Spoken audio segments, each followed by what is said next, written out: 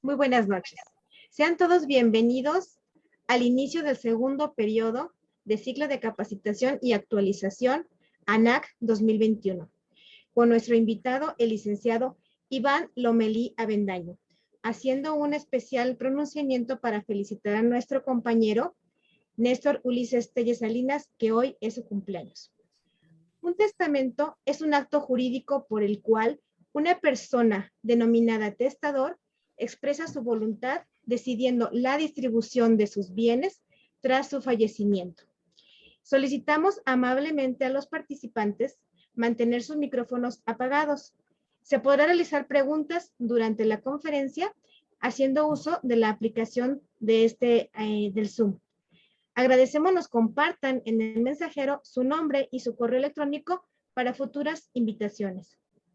Le damos el uso de la voz a la licenciada Adriana Rivera Breña, quien nos compartirá una reseña de nuestro ponente. Adelante, licenciada. Gracias. Es egresada de la Universidad Autónoma de Querétaro, titulado por promedio en el 2000, especialidad en Derecho Notarial de la Universidad Autónoma de Querétaro en enero del 2007 a enero del 2008. Áreas de especialización en materia civil, administrativa y mercantil. En la vida profesional, en junio de 1999 a julio del 2001, fue delegado federal del trabajo en el estado de Querétaro de la Secretaría de Trabajo y Previsión Social. Posteriormente en el despacho jurídico independiente de julio del 2001 a octubre del 2004. Abogado titular en la Notaría Pública número 30 de Querétaro, en junio del 2004 a junio del 2008. Notario público adscrito de la Notaría Pública número 30 de Querétaro, de junio 2008 a diciembre del 2009, mediante la aprobación del examen de sustentado el 25 de junio del 2008. Notario titular de la Notaría Pública número 30 de la Demarcación Notaria de Querétaro, en diciembre del 2009 a la fecha, en donde realizó diversas funciones, entre ellas atención y asesorías personalizadas a los clientes, estudio y elaboración que otorga créditos a personas físicas y morales, protocolización de actas de asamblea en acciones o de órganos administrativos, llevando a cabo propiamente un estudio corporativo de empresa, realización de poderes en general, testamentos, certificaciones y documentos originales, sucesiones, adjudicaciones, donaciones en pago, interpretación del pago de impuestos y análisis tributario, escrituración de cancelación de hipoteca por medio de constructoras particulares como Infonavit, Foviste y bancos.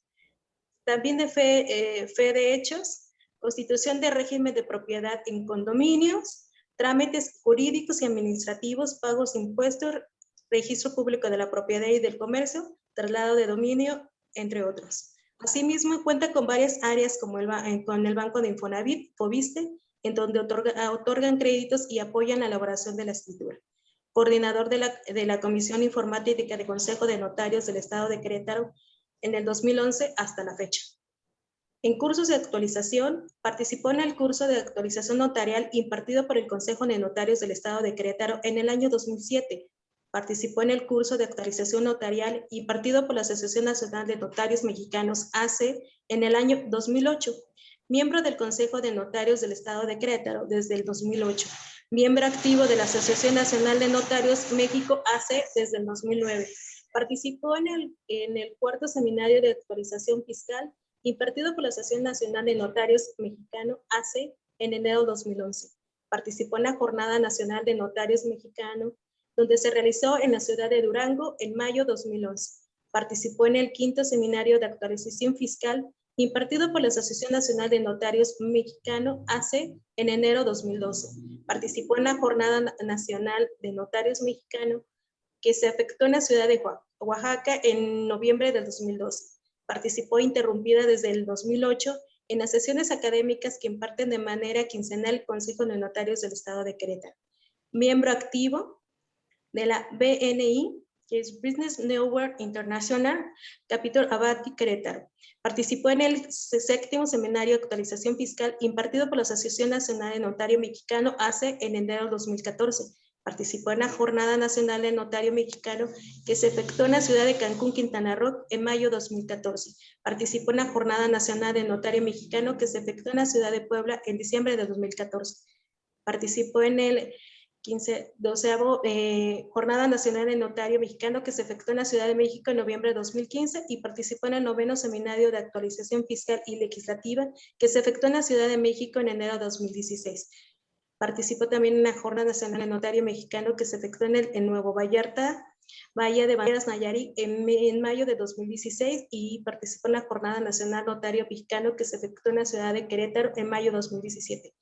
En el 11º Seminario de Actualización Fiscal y Legislativa que efectuó en la Ciudad de México en enero de 2018 y en la Jornada Regional del Consejo de Notarios del Estado de Querétaro que se efectuó en dicha ciudad en agosto de 2018. En el 12º Seminario de Actualización Fiscal Legislativa que se efectuó en la Ciudad de México 25 y 26 de enero de 2019. También el 14º Seminario de Actualización Fiscal y Legislativa que se efectuó en la Ciudad de México en enero de 2021. En sus actividades honorarias es consejero editorial del periódico AM Querétaro, vicepresidente de la Federación Nacional de Abogados al Servicio México en el Estado de Querétaro y presidente de la Comisión de Informática del Consejo de Notarios de Querétaro, así como miembro patronal de la Universidad Autónoma de Querétaro, AC. Muchas gracias, licenciada Adriana. Licenciado Iván, estamos para recibir su luz. Gracias. Muchas gracias. Quiero agradecer, Maribel, la invitación de la Asociación Nacional de Abogados por Querétaro AC. Les agradezco mucho. Y pues como les decía en un inicio, lejos de ser una ponencia, pues es una interacción con mis colegas abogados, que al final del día creo que va a ser muy fructífera en el tema de las preguntas y respuestas. Como bien lo decías, el tema de la pandemia ha agudizado la problemática de los testamentos. Hemos visto un aumento considerable en la preocupación de la población de querer dejar las cosas en orden.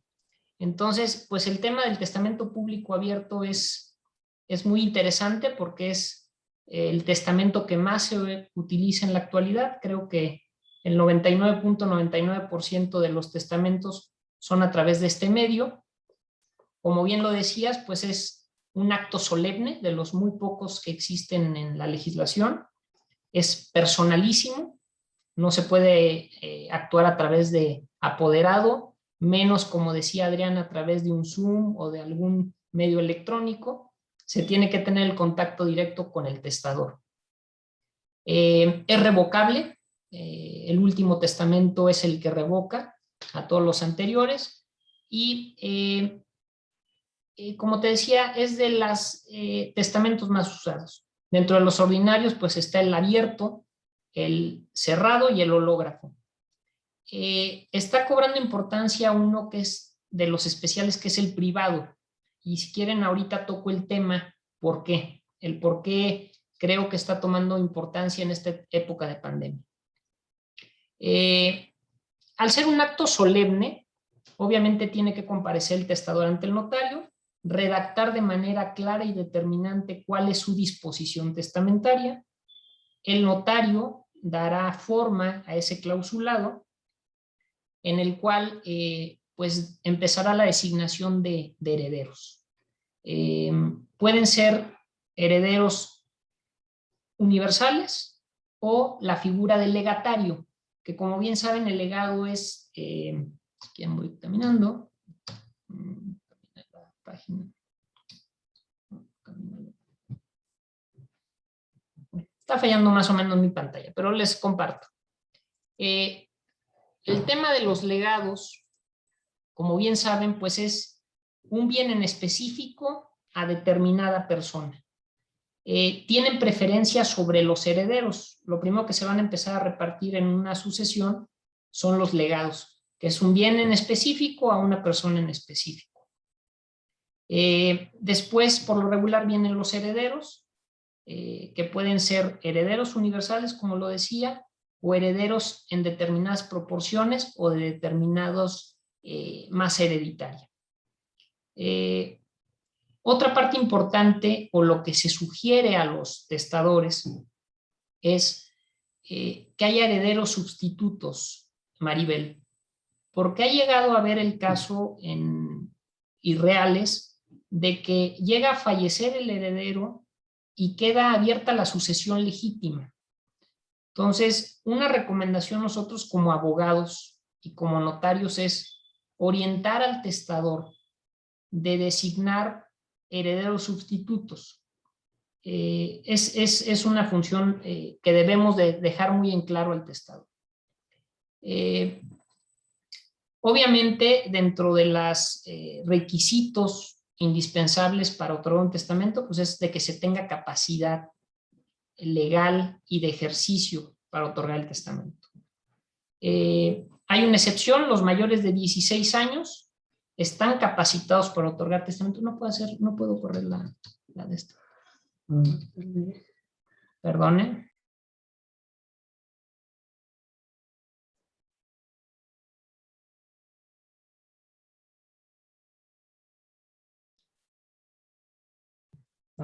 Gracias.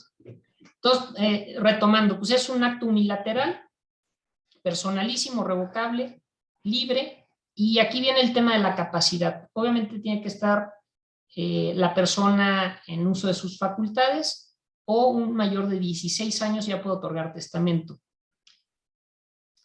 Creo que aquí como abogados tenemos un reto muy, muy grande a lo futuro.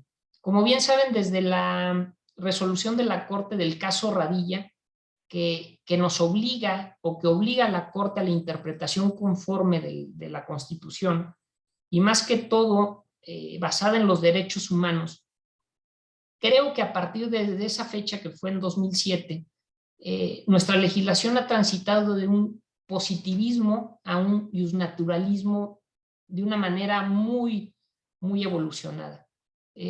Acaba de salir una resolución de la primera sala de la Corte, derivado de varios acuerdos internacionales, en donde la Corte dice que todos, aún y los incapacitados, tienen capacidad de ejercicio de sus derechos. Entonces se nos viene a los abogados y a los jueces y a los notarios una situación muy compleja, porque la ley nos obliga a que tiene que estar en uso de sus facultades mentales y tiene que tener más de 16 años. Pero aquí van a empezar los problemas con esas resoluciones que la Corte nos va a ir imponiendo y que pueden ser objeto de un estudio mucho más a detalle, pero el tema de la capacidad va a ser un tema que nos va a modificar a todos los abogados y notarios de manera radical.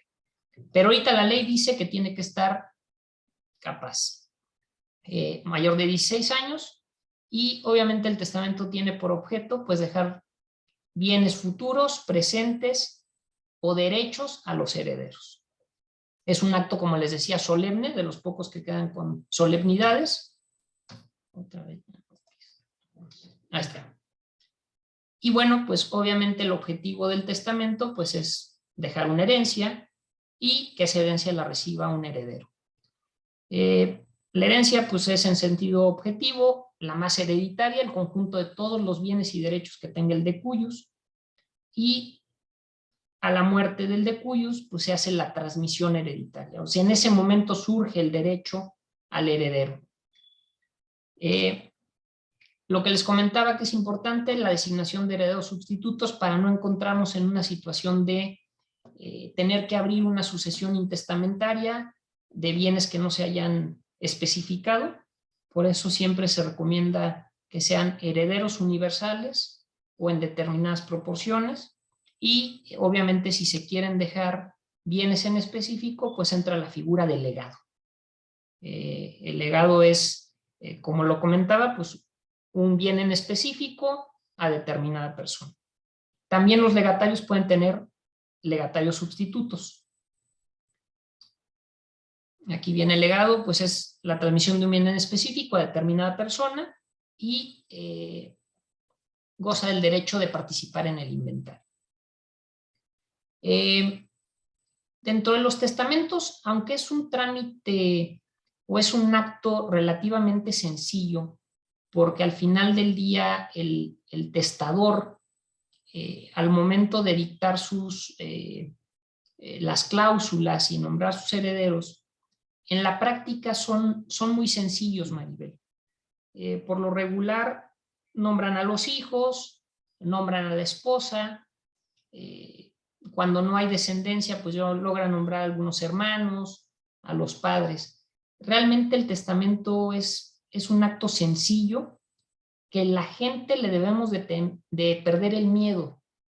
Socialmente se considera que al venir a otorgar un testamento, pues tiene que ser una persona mayor, o que al otorgar el testamento existe la creencia de que se van a morir pronto, o que al dictar el testamento ya no son dueños de sus bienes. Esa es una creencia muy fuerte de cuando la persona viene y dice, quiero dejar de heredero a mi hijo, piensan que en ese momento se desapoderan del bien.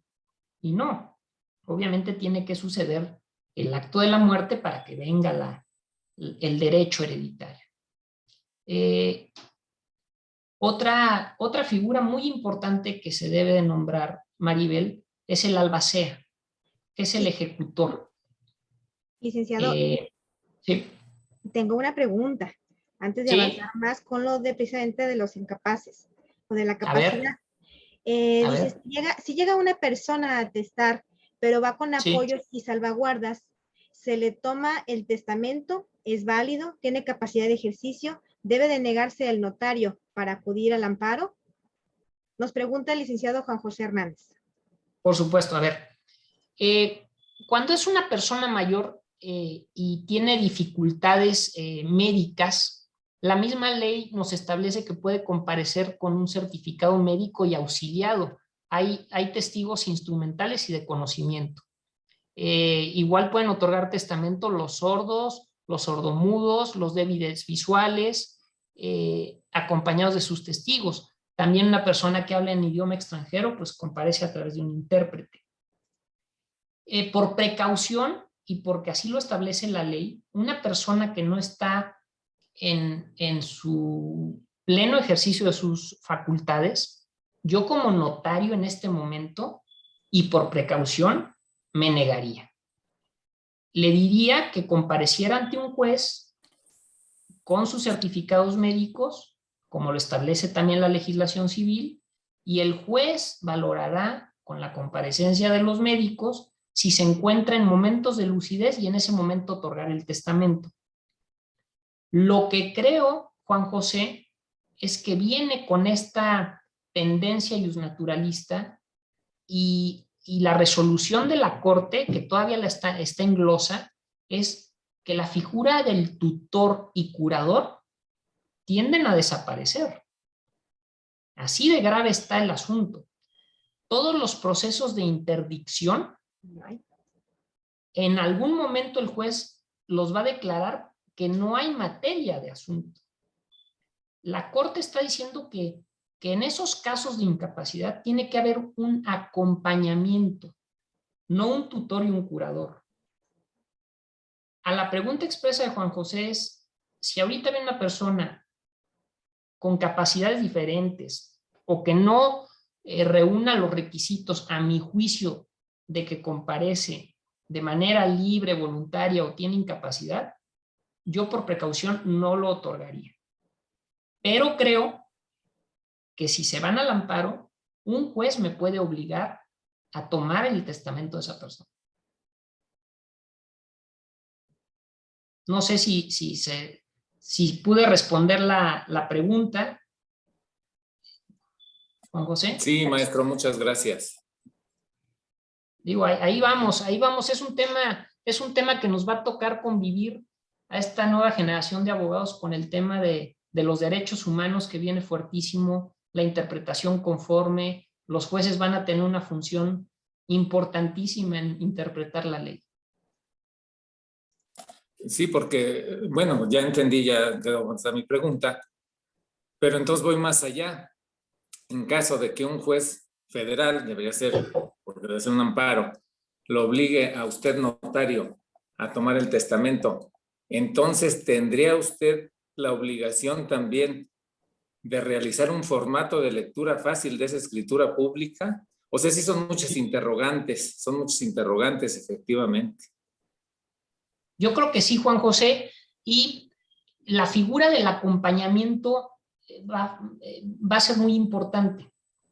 Podrá traer a lo mejor una persona que tenga síndrome de Down venir acompañado de su persona de confianza y pues a través de, si puede hablar o comunicarse, pues obviamente tratar de plasmar esa voluntad que quiere dar la persona con esa discapacidad.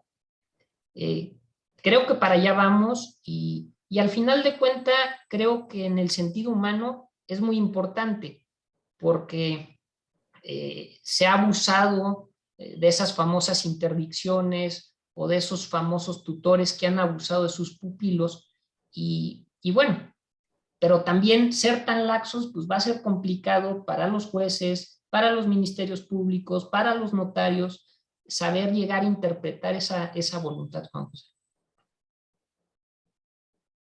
Sí, muchas gracias, maestro. Pues bueno, la figura del albacea, como lo decía, pues es el ejecutor, es la persona que el testador le confía llevar a cabo la disposición testamentaria. Por lo regular, y también aquí hay que orientar a los usuarios, es pues que sea uno de los herederos.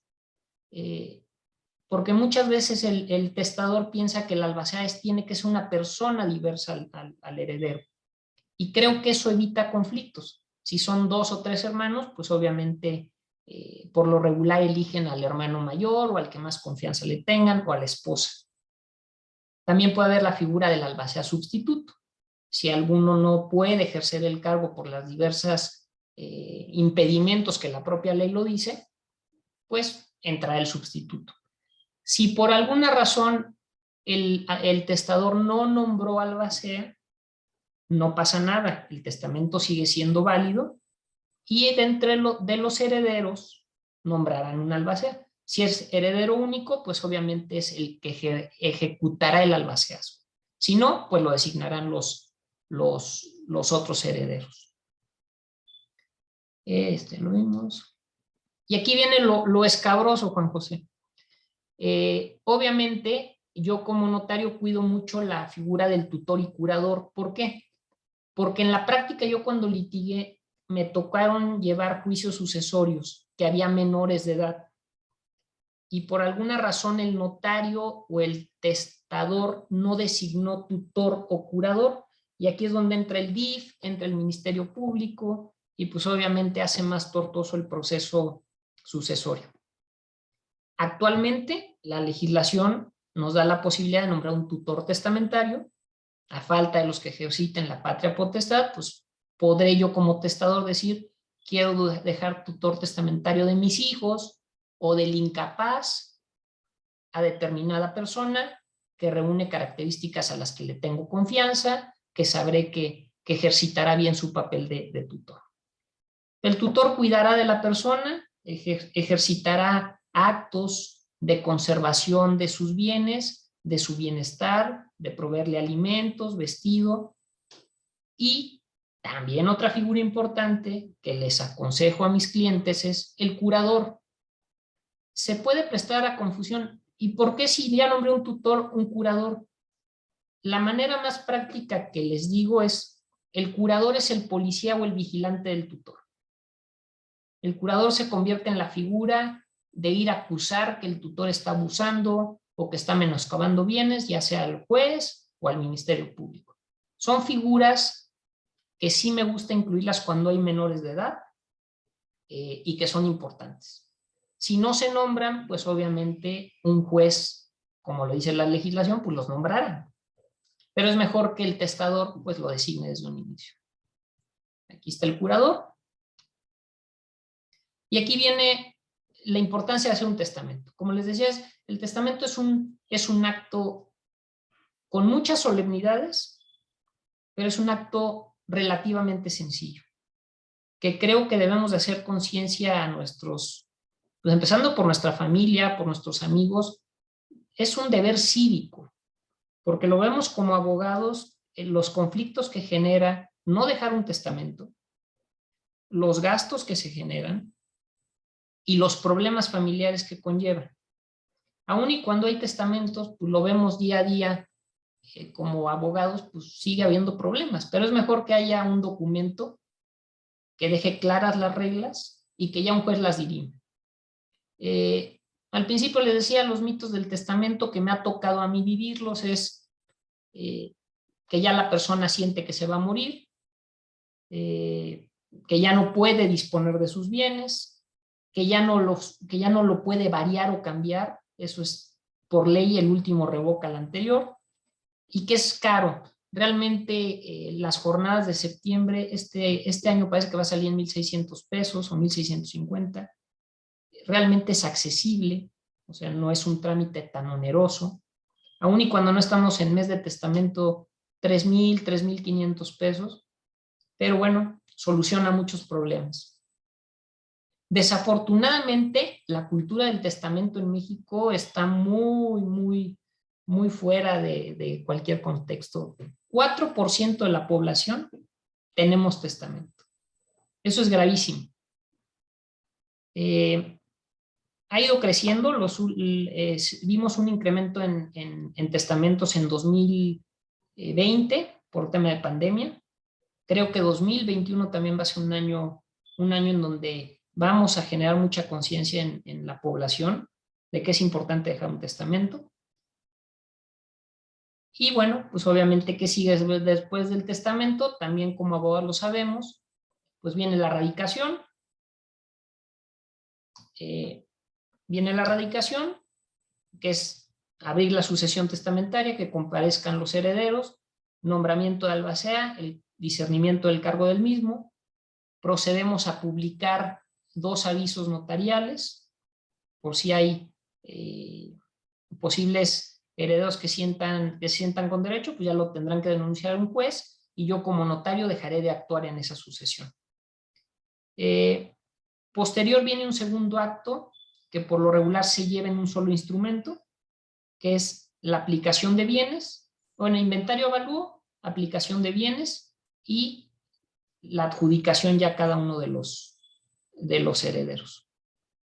También ya como notarios, desafortunadamente para los que en algún momento litigamos, los juicios intestamentarios ya los podemos radicar los notarios. Ya tenemos como 2 o 3 años que podemos radicarlos.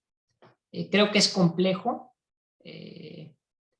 Hay colegas notarios que todavía no están muy convencidos de tomar ese riesgo, porque pues obviamente se puede prestar a ocultar a hijos o a ocultar a personas con derechos de heredad, pero bueno, ya lo podemos hacer. Creo que lo más conveniente y lo más seguro para nuestros clientes pues es que un juez lo determine, y ya mejor a nosotros como notarios que nos llegue la adjudicación de los bienes. Como bien saben, septiembre ya tiene siendo, yo creo que 15 años, el famoso mes del testamento, en el que las notarías ofrecemos un precio preferencial, gobierno del estado no cobra derechos de registro, se amplían horarios, hay notarías que operamos sábados y domingos para tratar de acercar la prestación más a la población. Y yo creo, y ustedes como colegas míos, debemos de hacer conciencia de que este instrumento debe ser un deber cívico como ciudadanos. Les quería comentar algo más del tema de la incapacidad. Del testamento privado. Y creo que aquí, como abogados postulantes, podemos tener o podemos aportarle a la sociedad algo de este conocimiento. Yo como notario no me puedo rehusar a otorgar un testamento, salvo que mi vida o mi salud se ponga en riesgo. A mí la ley me obliga que yo siempre debo de otorgar el testamento, pero hay esas causales o esas maneras de excusarme. Si se pone en peligro mi vida. ¿Qué pasa si alguien me habla y me dice, oye, quiero que mi papá haga su testamento, pero desafortunadamente está en el área COVID del Seguro Social? Pues desafortunadamente le tendré que decir al usuario, ¿sabes qué? Pues no puedo porque está en peligro mi vida, quizá no me dejen entrar, hay protocolos. Me dicen, pues está muriendo y quiere dejar su testamento. Entonces, pues aquí cobra importancia el testamento privado. que considero que es un testamento que está en total desuso, como es el cerrado. Yo nunca, como notario, que tengo 13 años de notario, he recibido un testamento público cerrado. El hológrafo, platicaba con el director del registro hace unos días, también no tiene conocimiento de que se haya ido a depositar un testamento hológrafo al registro, pero quizá los privados sí tengan ahorita importancia, porque a lo mejor la persona está muy grave en su casa, está en plenas facultades, pero está muy grave, y pues lo puede otorgar. La ley marca ante 5 testigos, podrán redactar de puño y letra el testamento, firmarán los testigos, y pues obviamente el ciudadano ya deja un testamento permitido por ley, que ya después se cumplían las formalidades ante el juez, pero ya dejó su voluntad. Obviamente, si desaparece el riesgo de vida y todo eso, pues el testamento pierde efectos y ya tendrá que otorgar su testamento de manera en un abierto, en un cerrado o en un hológrafo. Pero creo que como abogados litigantes se nos abre una oportunidad de asesorar y de orientar a la población que está en ese riesgo. Ese era el tema que quería tocar al final, licenciada Maribel.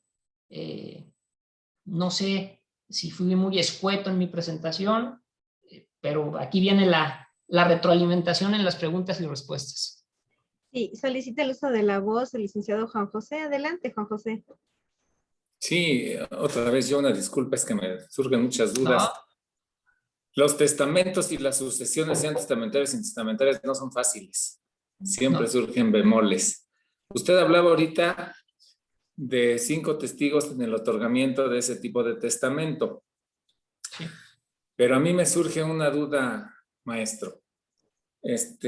Testamento público abierto, lo toma usted directamente. ¿Qué pasa si es una persona de 90 años y usted tomó el testamento sin requerir los testigos como lo marca el Código Civil? ¿Ese testamento podría ser sujeto de nulidad? No, no para nada. Me han tocado señoras de 95 años con una lucidez y una capacidad de razonamiento que no lo puedes creer. Obviamente, si viene una persona con oxígeno, sin poder hablar, pues de entrada yo no puedo tomar ese testamento, Juan José. La ley me dice que yo valoraré. Esa es una carga muy fuerte que tenemos los notarios, o una responsabilidad muy fuerte. Yo valoraré si tiene capacidad o no para otorgar el testamento. Hay notarios que dicen, después de 80 años a mí me traes 2 testigos. Eso es discriminatorio totalmente. Una persona perfectamente lúcida me puede decir, yo no quiero traer testigos. No soy sordo, no soy mudo, sé leer, sé firmar, estoy en pleno ejercicio de mis facultades, no me puedes exigir notario 2 testigos. Hay notarios que hasta certificados médicos. Eso yo creo que es totalmente violatorio de derechos humanos. Ahora, si yo veo como notario, entrevisto al testador, veo que está divagando, que no sabe lo que dice, pues ahí yo sí puedo decirle, ¿sabe qué, señor?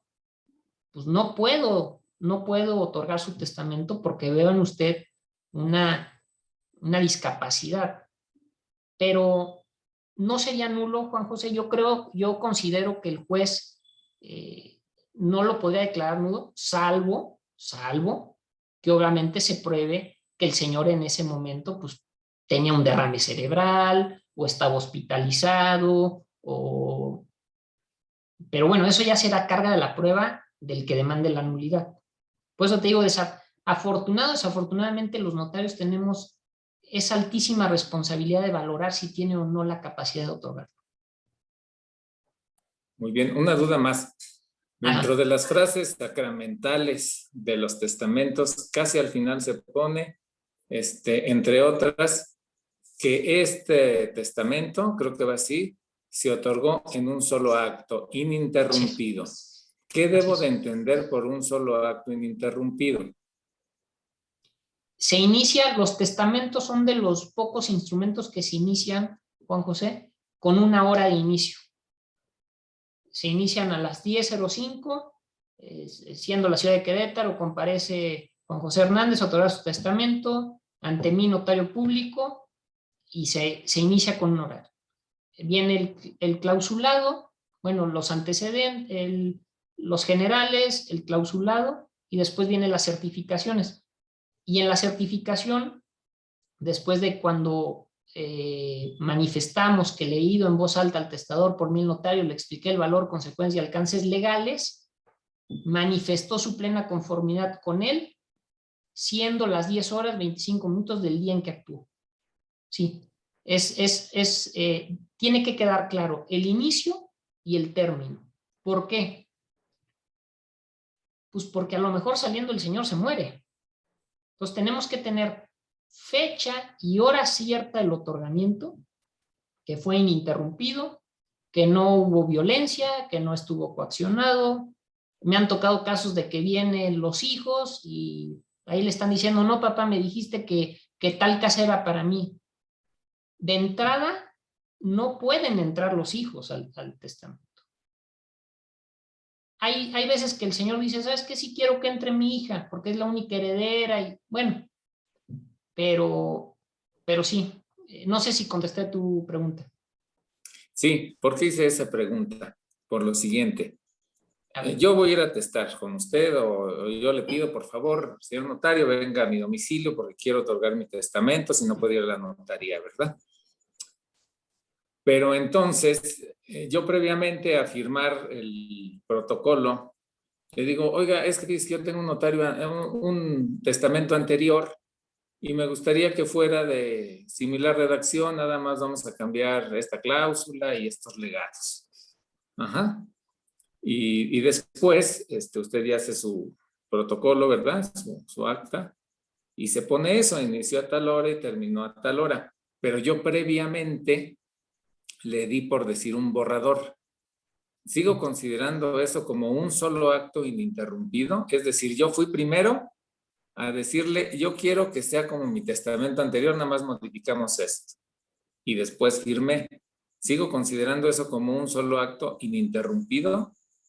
Sí, porque ¿sabes qué se considera, Juan José? Una entrevista. Por lo regular siempre se genera primero una entrevista, se llena un formato, tenemos un formato muy sencillo, muy didáctico. Entonces, bueno, ¿qué se hace? Me mandan el formulario, yo redacto el testamento, te lo mando por correo. Juan José, ahí va tu testamento, ¿estás de acuerdo? Sí, cámbiale, ponle. Vienes ante mí,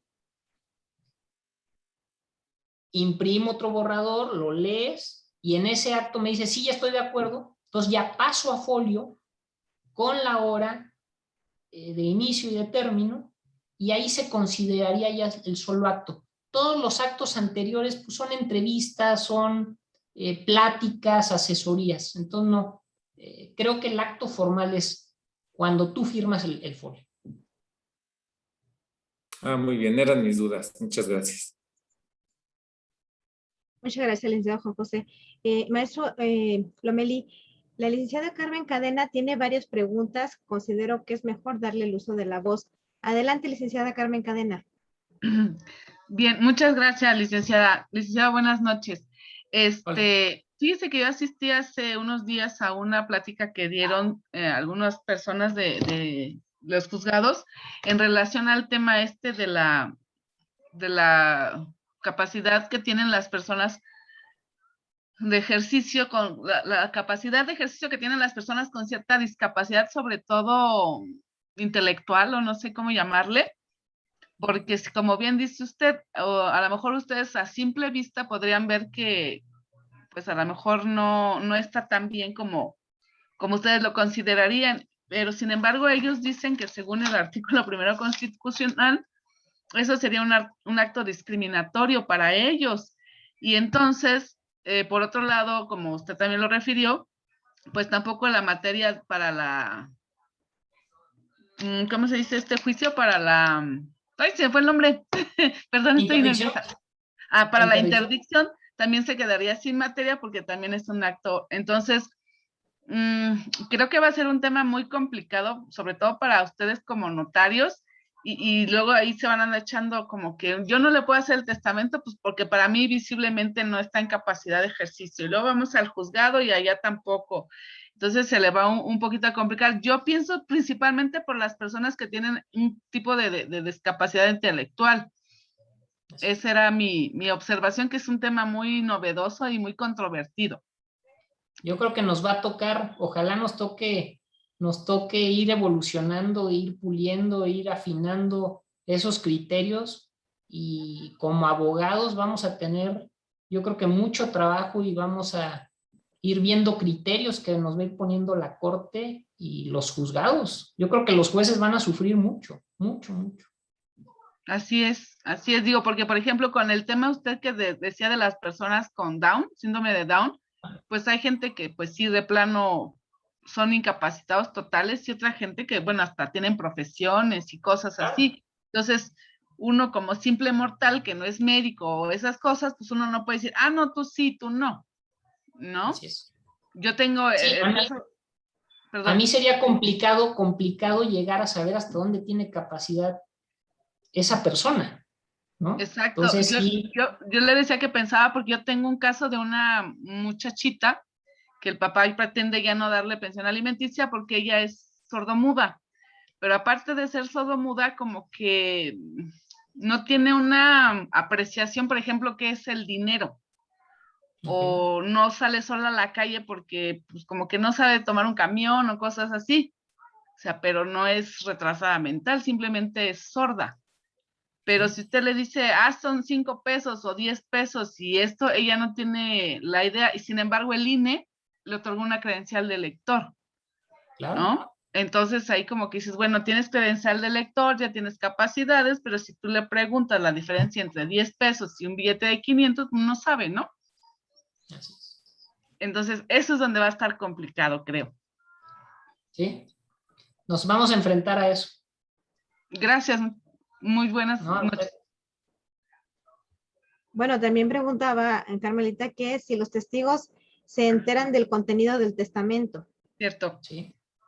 Sí, los testigos cumplen la función instrumentales, que son los más usuales en los testamentos.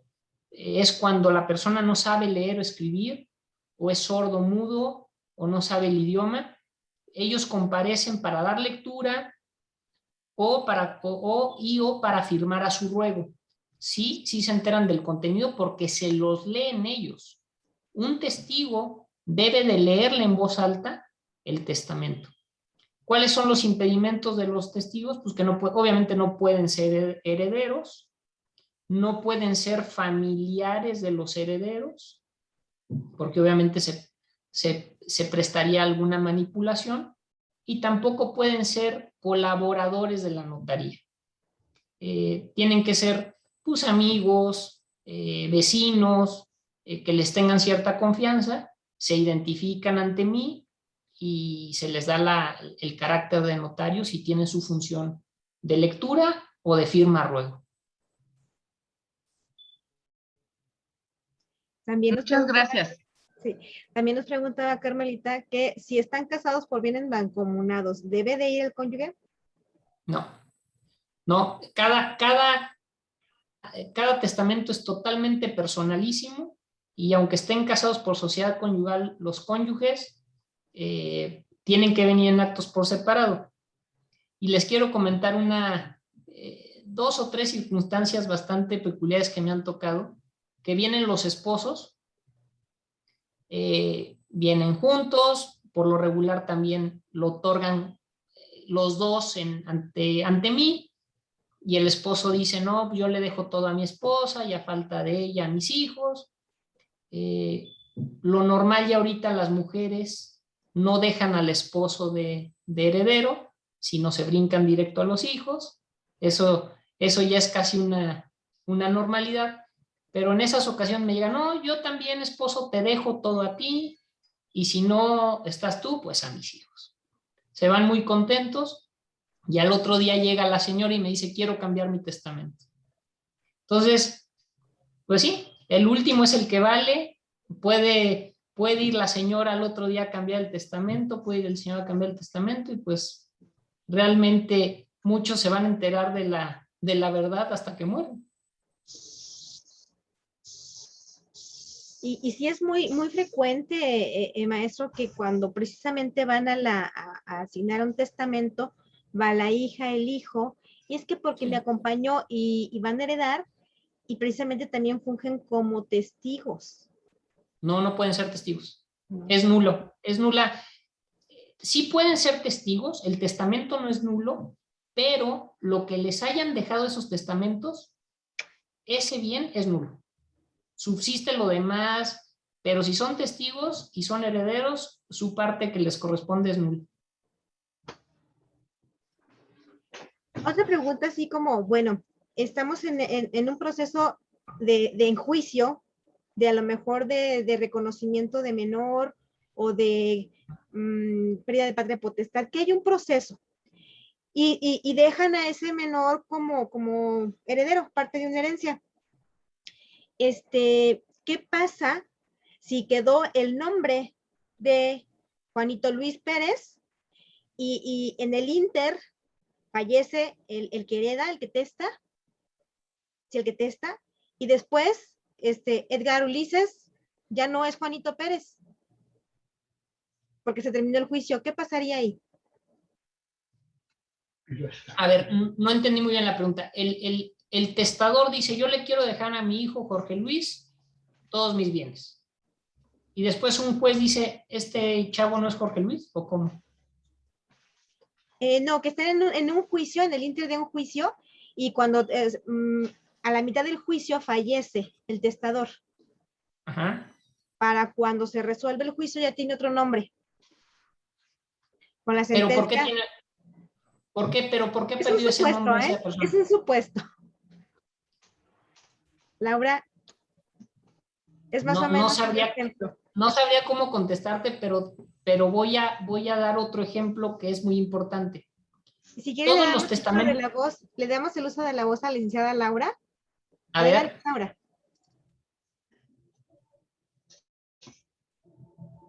No se escucha su micrófono.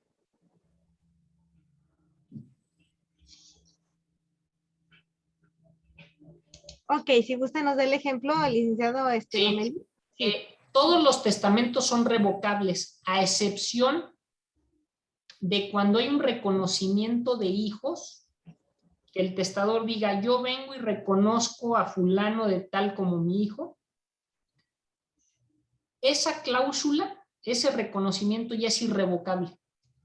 Entonces, también otro punto se me olvidaba. Después de otorgado el testamento, yo tengo la obligación, dentro de las 72 horas, de dar aviso al Registro Nacional de Testamentos del otorgamiento de ese testamento, en el cual solamente voy a mandar la información de número de escritura, el otorgante, que es el testador, con su RFC CUR, fecha de nacimiento, de dónde es originario y nombre de los padres. Y en el aviso me dice, hay cláusula irrevocable. Si yo le pongo sí, porque hay un reconocimiento de hijos, esa cláusula ya no se va a poder revocar.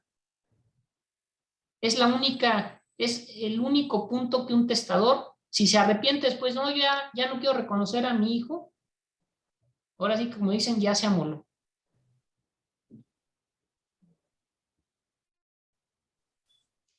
Nos pregunta el licenciado Francisco Mellado, porque estábamos precisamente preguntando de los testigos. Sí.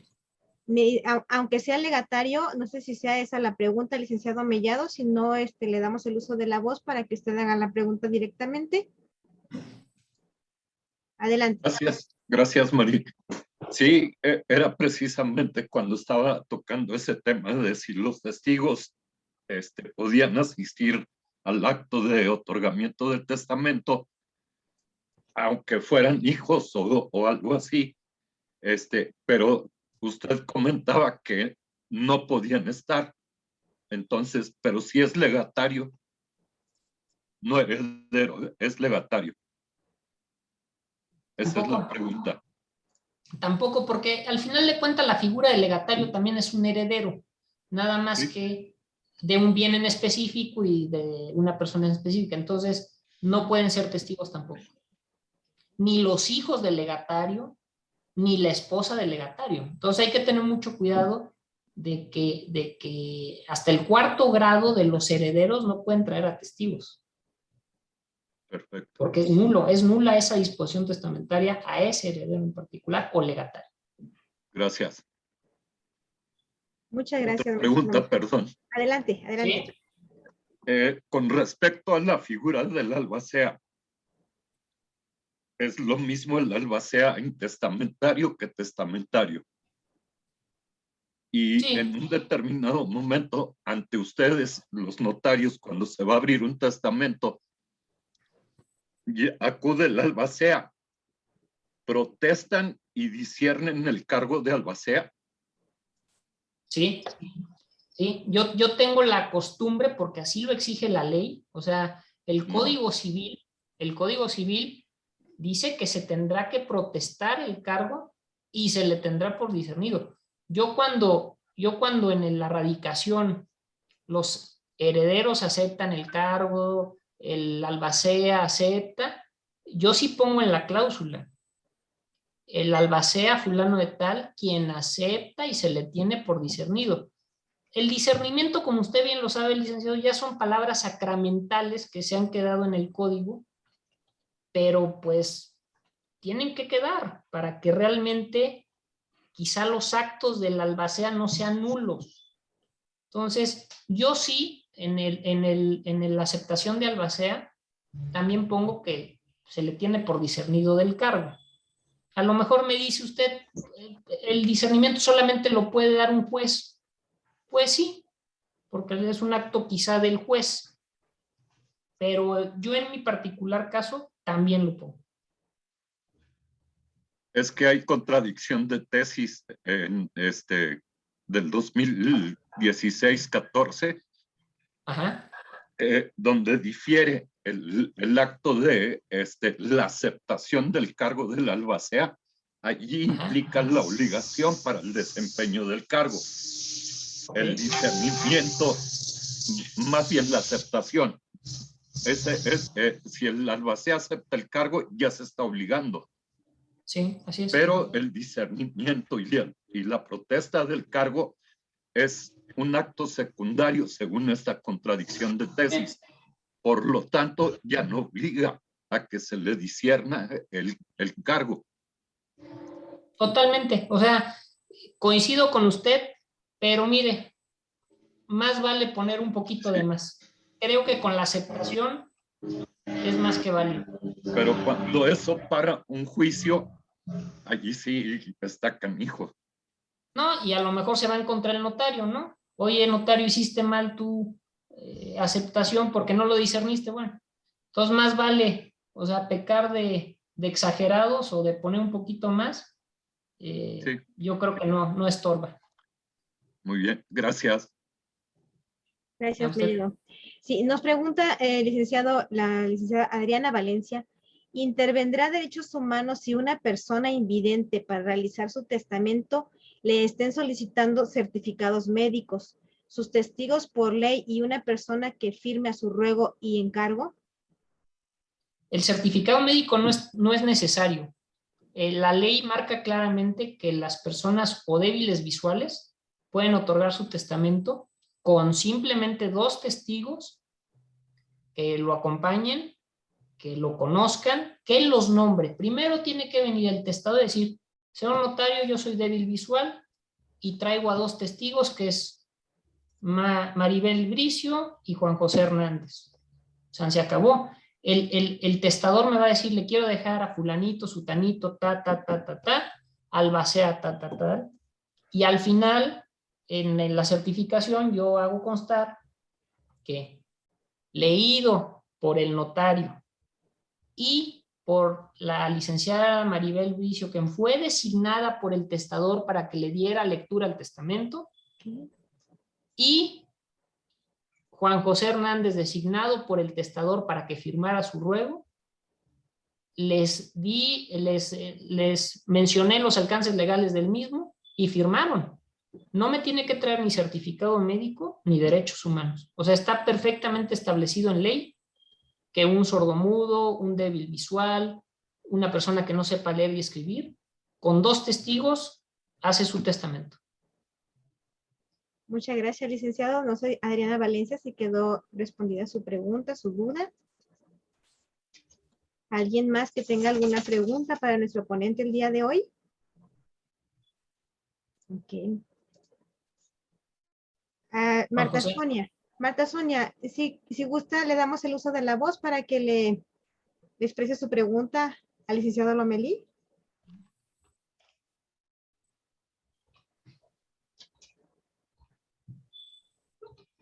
Marta Sonia. Ahí está ya. Sí, buenas noches. No entendí cuando dijo el notario que una persona casada con otra por bienes mancomunados se puede saltar al cónyuge y otorgar el testamento en favor de otros. Si está por bienes mancomunados, ¿cómo es que se lo podría saltar? Sí, porque al final del día, el cónyuge que está casado por sociedad conyugal es dueño del 50% de la masa. Bueno, o si hay capitulaciones, pues las capitulaciones nos dirán de cuánto es dueño.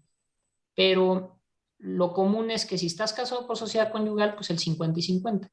Entonces, el cónyuge que viene a otorgar su testamento y me dice, estoy casado por sociedad conyugal, y el 50% de los derechos que me tocan, o el 100% de los bienes que adquirí por herencia de mi papá o por donación de mi abuelita, se los quiero dejar a mis hijos. O sea, no porque estés casado en sociedad conyugal, en automático heredas lo del otro cónyuge. Entonces, sí, cada quien va a disponer de sus porcentajes que le correspondan dentro de la sociedad a quien ellos quieran. Puede ser al mismo cónyuge supérstite o a los hijos, a la novia o al hermano. A lo mejor me di mal a entender. Sí, pero ya logré entender. Muchísimas gracias. Y ya. Al contrario. Es correcto, del 50% que corresponde. Voy a dejar de compartir, maestro. Excelente su presentación y su ponencia, maestro. En el momento más le damos el uso de la voz al licenciado Rubén Marín de los Santos para que nos dé lectura, por favor, a su reconocimiento. Adelante, licenciado Rubén. Gracias, buenas noches. Tema por demás interesante, ineludible, y es un compromiso que debemos conocer y un derecho que tenemos la obligación de ejercer. Licenciado, gracias por la luz. Procedo a leer el reconocimiento. ANAC, la Asociación Nacional de Abogados por Querétaro AC, otorga el presente reconocimiento al licenciado en Derecho Iván Lomelí Avendaño por su valiosa colaboración en el conversatorio Testamento Público Abierto. Firman al calce licenciada Sidnia Xochitl Armenta Masuski, en función de presidenta, y licenciada Juana Maribel Bricio García, secretaria general. Querétaro, Querétaro, 12 de agosto de 2021. Gracias. Muchas gracias, licenciado. En la primera oportunidad se lo hacemos llegar de manera física, en vía de mientras aquí tiene su reconocimiento bastante bien merecido de manera virtual. Gracias, me siento muy honrado por la invitación y como lo decía desde un inicio, pues es un diálogo entre pares, es compartir experiencias y el honrado soy yo y dispuesto a seguir colaborando y platicando con el gremio al que pertenezco para compartir criterios, experiencias. Muchas gracias, Maribel. Muchas gracias, licenciado. Agradecemos también a la licenciada Sidnia Xochitl Armenta Masuski por haber sido ella el enlace con nuestro ponente. Le damos el agradecimiento al licenciado Iván Lomelí Avendaño por tan extraordinaria y enriquecedora ponencia, dándonos su luz en el proceso del testamento público abierto. Agradecemos a todos su amable presencia y activa participación, invitándolos a que nos acompañen el próximo jueves 26 de agosto. Nos despedimos con esta frase. La vida es una sucesión de lecciones que han de ser vividas para ser entendidas. Helen Keller. Muchas gracias y que pasen todos muy buenas noches. Gracias.